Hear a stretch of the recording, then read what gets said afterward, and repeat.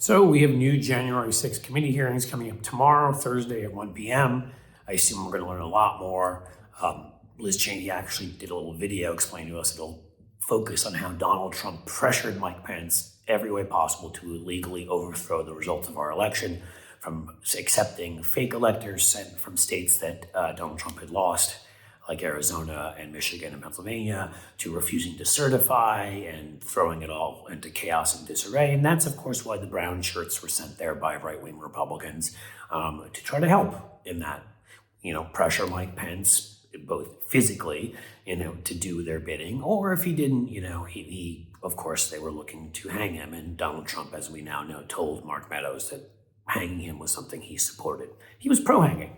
That's what you want in a president.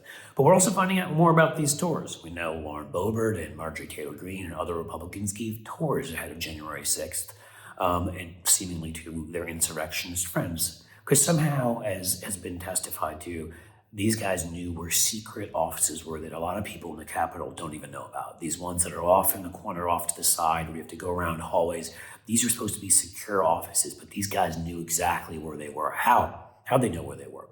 Well, we found out now, I don't know what his first name is and who the F cares really, Representative Loudermilk, which I think has to be a made-up name.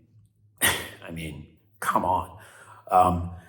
Some details have come out about his tour.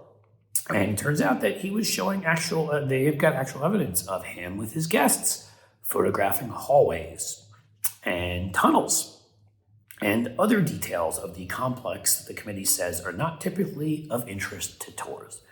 Yes, Loudermilk took his guests, some of whom I bet you we're going to find out were there, maybe in their Camp Auschwitz t-shirts on January 6th. He took them to the nooks and crannies in places where tours don't go, the tunnels that led to these private rooms, the hallways that most people in the Capitol don't even know about, and certainly people that don't work there don't know a thing about. But man, they knew exactly how to get there right away on January 6th, particularly the Proud Boys and other groups that were were the ones who were more like the sort of SS leading everybody, leading the mob, and the ones that were the trained right-wing brown shirts. I've used that term too many times, but throw in whatever term you'd like, okay? They were going there and they were going to attack the line in succession. And if that meant hanging Mike Pence and hanging Nancy Pelosi till they got to somebody, and it sure seems like that somebody might be Chuck Grassley, so we may want to talk to him, the man who tweeted out that he thought he would be overseeing the electoral vote count. Why?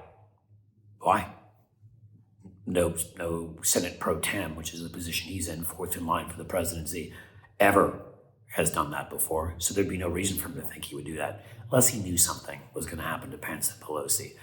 I digress. Loudermilk, Grassley, hopefully tomorrow we'll find out more about the role of both of these men, as well as all these other domestic terrorists, seditionists, coup plotters, people who attacked the government of the United States of America.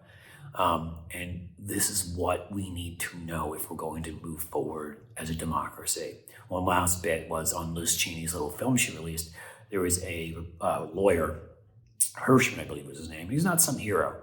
He'd worked for Trump. He'd defended him in the first impeachment. But in this video, he said when he was called by Eastman, the lawyer who had sort of sat there and plotted out how Republicans could overthrow the will of the people, and said, well, we need to save this for an appeal and that for appeal. His response was, are you effing kidding me? These are the exact words, including effing. He's like, are you effing kidding me? All I want to hear from you are two words: orderly transition. You got it? 2 words, say them to me. And he made Eastman say orderly transition to him. And then before hanging up on him, said, you'd better get yourself a really good effing lawyer. So even folks that deep in Trump world knew, as we learned from some of the previous Bill Stepien, who worked for him, and others who referred themselves as Team Normal. I'm still expecting them to come out and speak more if they want to be accepted as Team Normal, to attack those who tried to overthrow our democracy. But throw that aside for a second.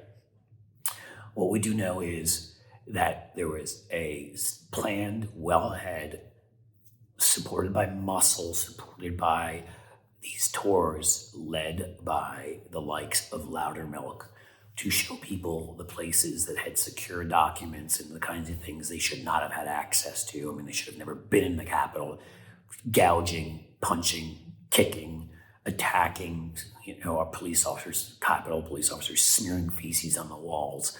But they certainly shouldn't have been having access to these documents they shouldn't have known about.